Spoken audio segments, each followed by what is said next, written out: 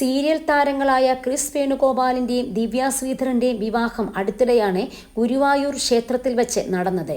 ഇതോടെ താരങ്ങളെ അനുകൂലിച്ചും പ്രതികൂലിച്ചും വിവിധ തരത്തിലുള്ള പ്രതികരണങ്ങളും സോഷ്യൽ മീഡിയയിൽ വന്നിരുന്നു. ഇരുവരുടെയും രണ്ടാം വിവാഹമായിരുന്നു ഇത്.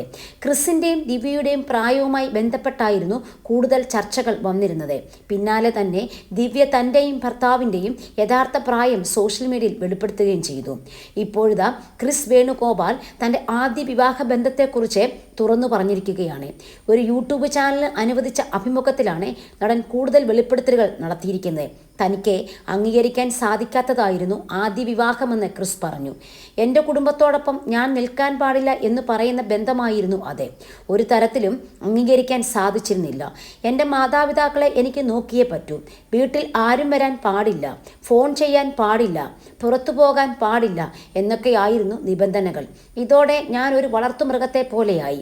ഗ്ലാസിനകത്ത് അടച്ചിട്ട് വളർത്തുന്ന ഒരു ചിലന്തിയല്ല ഞാൻ, മനുഷ്യനാണ്. ഒരുപാട് സങ്കടത്തോടെയാണ് 6 വർഷം മുമ്പ് തിരിച്ചു വന്നത്. വിവാഹമോചനത്തിനായി 2019 കേസ് കൊടുത്തത്.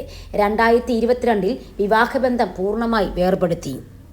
അത് കഴിഞ്ഞ് 9 മാസങ്ങൾക്ക് ശേഷമാണ് ജീവിതം പങ്കിടാൻ ഒരാൾ വേണമെന്ന് തോന്നിയത്. അങ്ങനെ ഒരാൾ ഉണ്ടായിരുന്നു, പക്ഷെ അവർ മരിച്ചുപോയി. പിന്നീടാണ് ദിവ്യയെ വിവാഹം ചെയ്തത്.